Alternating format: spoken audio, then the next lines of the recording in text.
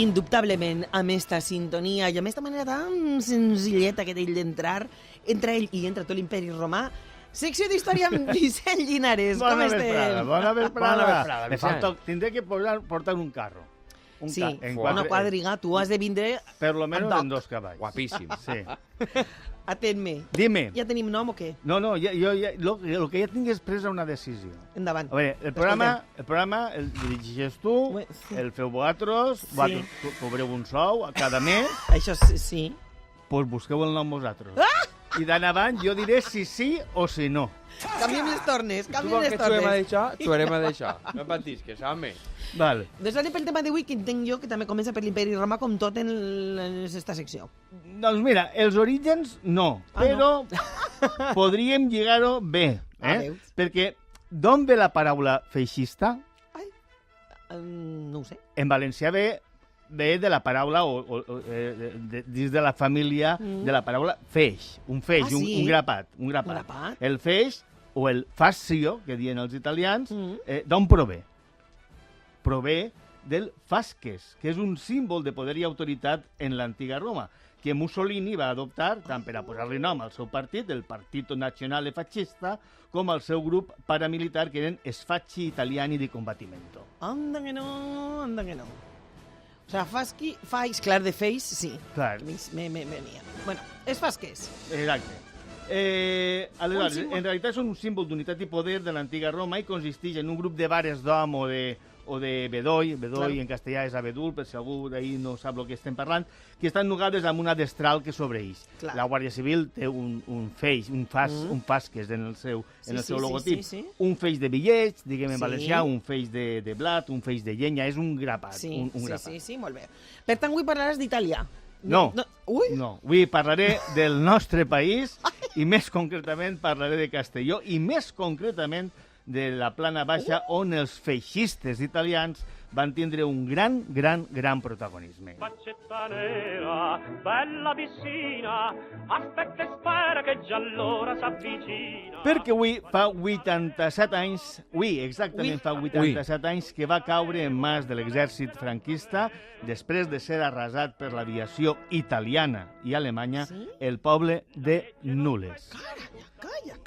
I no és un episodi qualsevol de la Guerra Civil, encara que siga un episodi molt desconegut pel gran públic. No és com solia dir-se abans, en els anys 90 se solia dir mira, una altra pel·lícula de la Guerra Civil. Ah, sí? Que vist el panorama, poques se'n van fer. No és una altra pel·lícula. Esta és la nostra pel·lícula. A veure, aquesta història la començarem el 15 d'abril de 1938.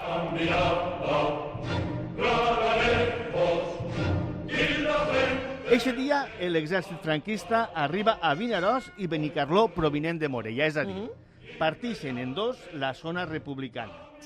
Els generals franquistes en eixe moment, perquè li tenien ganes per moltes raons, que ara no anem a entrar, però són les mateixes que li tenen ara, li tenien ganes a Barcelona. Ara anem a per Barcelona, anem a papar-nos allí a la botifarra i a lo que faci falta. Però Franco tenia en el cap una altra història i va decidir atacar València. Va preferir atacar València abans que Barcelona. I aleshores va tirar cap al sud. Per què va decidir atacar València quan tots pensaven que anava a atacar Barcelona? N'hi ha diverses teories.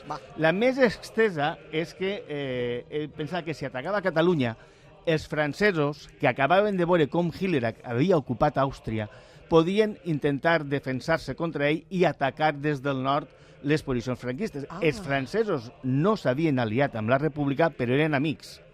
Eren amics de la... Bueno, enemics de Xina jo preferia tindre enemics, però també te digo, eren amics. Val. La teoria de Paul Preston és més atrevida. Paul Preston diu que l'objectiu de Franco era acabar amb tot tipus d'oposició i que si atacava Barcelona, el més probable és que s'hagués quedat una bolsa de resistència al sud i que aquesta bolsa de resistència s'haguera rendit. I tu dius, de categoria, no? Pues ja està, no, perquè si s'haguera rendit, haver exigit una sèrie de condicions. I ell volia que no hi hagueren condicions. Ni condicions. Volia superar-los, no que se rendiren. Exacte, i volia aniquilar-los. Molt bé. Així les coses, des de Vinaròs i Benicarló, l'exèrcit franquista inicia el seu avanç cap al sud, el 18 d'abril Peníscola, el 24 d'abril Torreblanca, el 26 d'abril Xert, en maig Orpesa, Albocàsser, les Coves de Vinromà i Vila-real, a principis de juny el teu Onda. poble, Onda, Onda. i el 14 de juny Castelló de la Plana. Després vindrà el Màssera. Val. I ahir arribem a Nules, que en aquest moment és la porta cap a València per la costa, igual que Viver i Sogorb ho són per l'interior. Ah, de Val? veres. Quin era el pla de Franco? Jo què sé. El pla de Franco era envoltar la ciutat de València, perquè l'objectiu és València, l'objectiu no és Nules.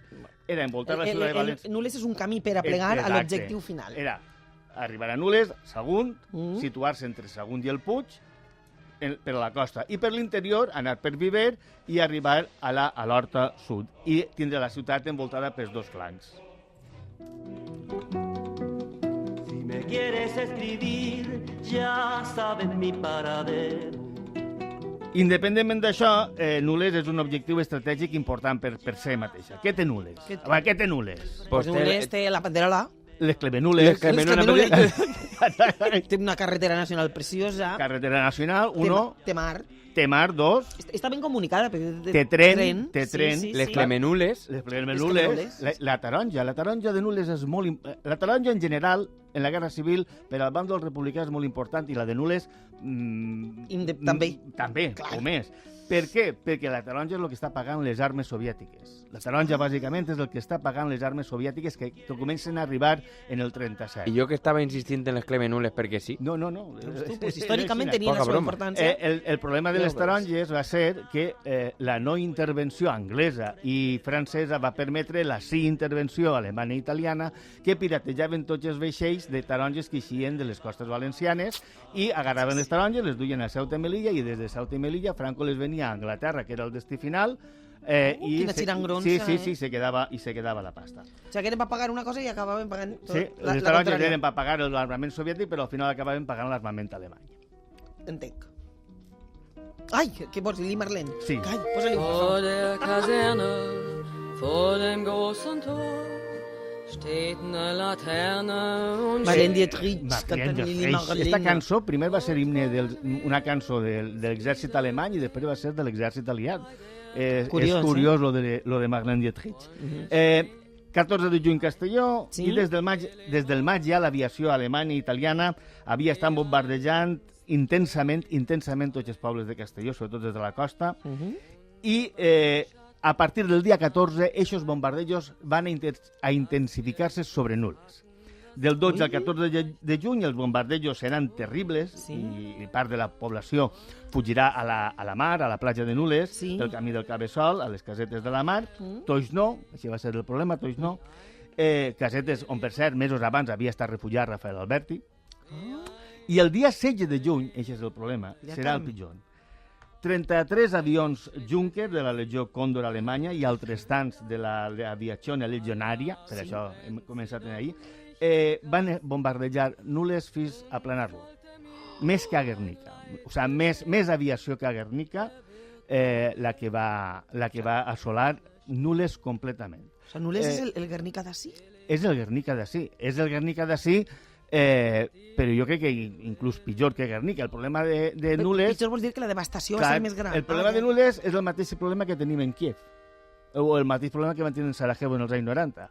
A la que fa 10 de bombardejos, d'assassinats en massa, pues diu, pues vale, pues un altre més. El problema de Nules que va vindre l'any 38. Si lo de Nules hagués passat, com va passar al Guernica en l'any 36 o l'any 37, seria internacional. Més conegut. Ja comprenc. Val. Juncker.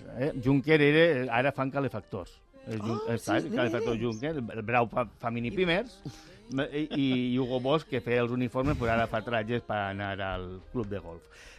Nules va quedar completament arrasada. Mireu, datos, val? De 2.200 edificis que tenia el poble, van quedar assolats un total de 1.800. 1.800.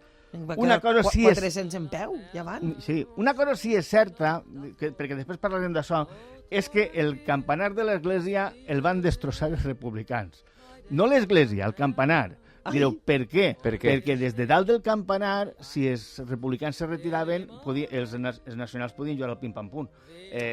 Estem en la plana, recordem, estem en la plana. Sí, que veus la vista de la plana, és extraordinària. Tu te'n puges a la Vista Vella, a la Vilavella, i tu, si algú està cagant enmig del camp, el veus. Vull dir, allò és pla, però pla a nivell.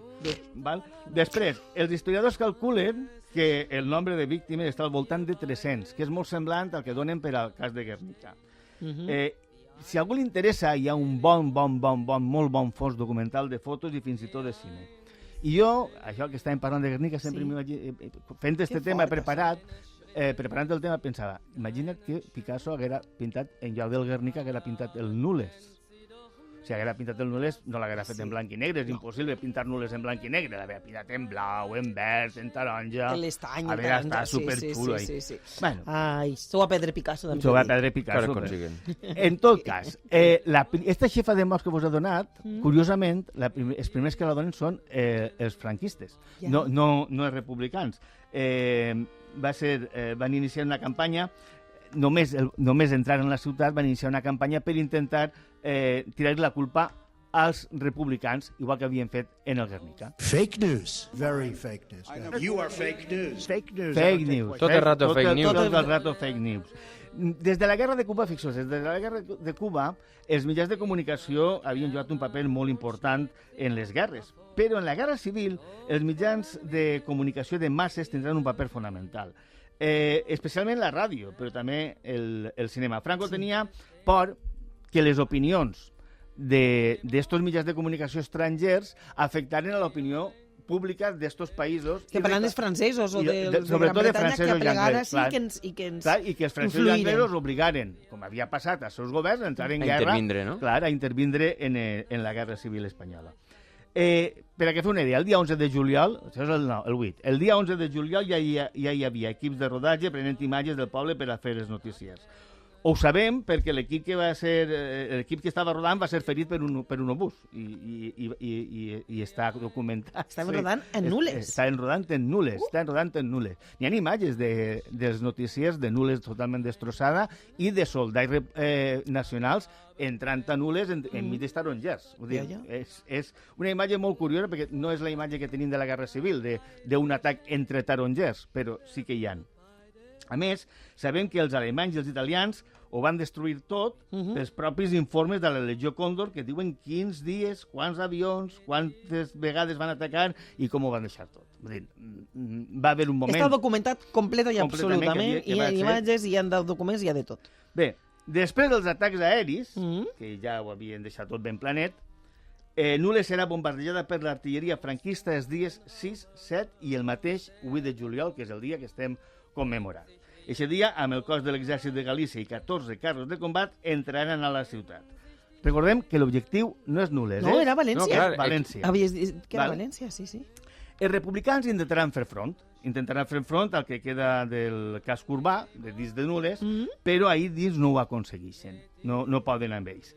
El que sí van poder fer va ser retrasar les línies de defensa un poc i parar l'exèrcit franquista a uns 500 metres de lo que seria en aquest moment el nucli urbà del terme municipal.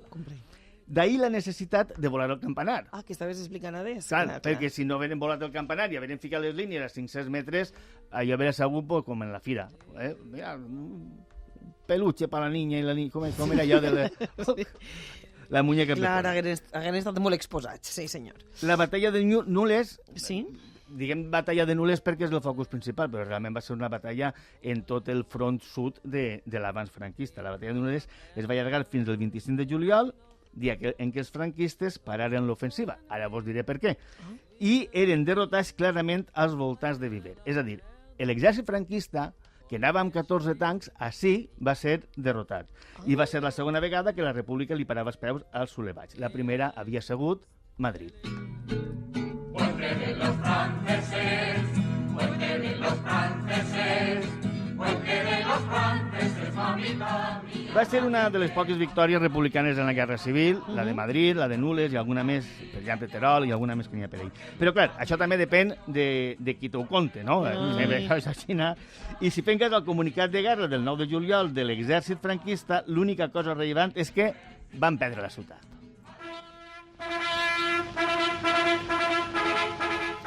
En el frente de Castellón, nuestras tropas han ocupado la ciudad de Nules después de asaltar las fortificaciones que la rodeaban. Los rojos, antes de abandonar la ciudad, han dinamitado todas las iglesias y edificios principales.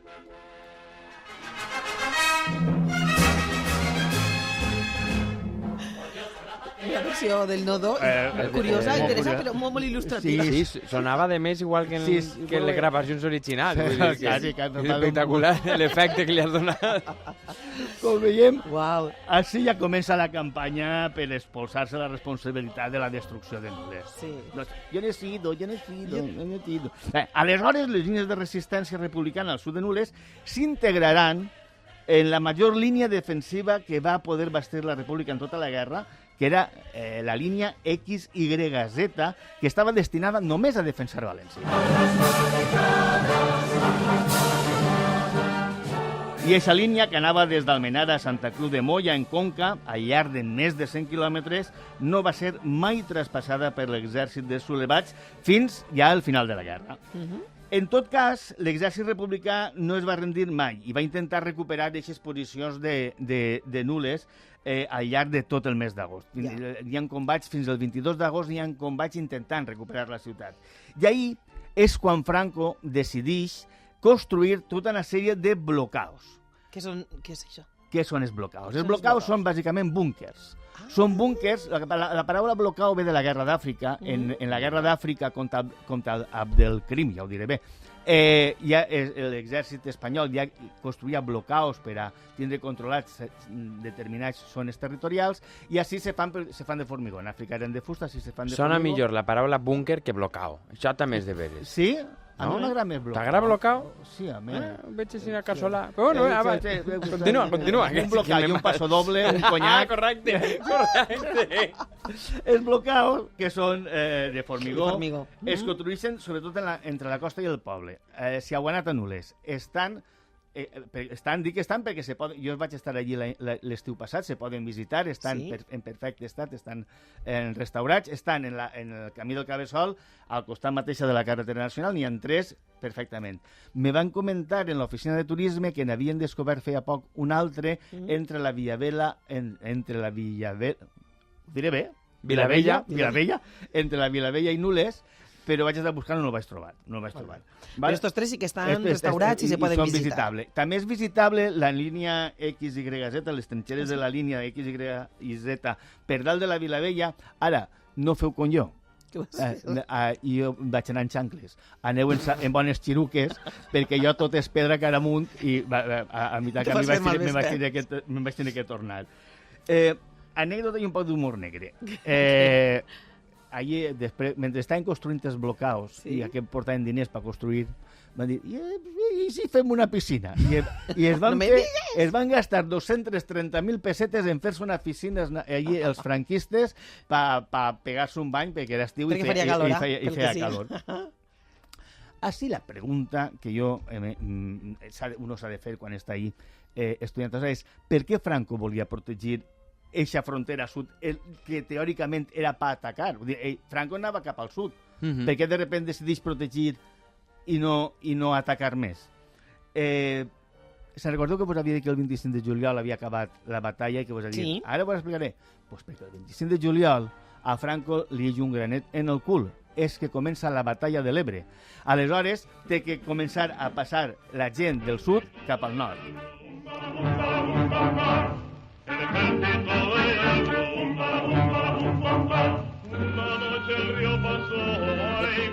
Acabarem en este punt i després, si la història continua, ja la setmana que ve, però... Vale, la continua la setmana que ve. Però perquè venen els companys de les notícies i l'actualitat, però deixem això arredonit.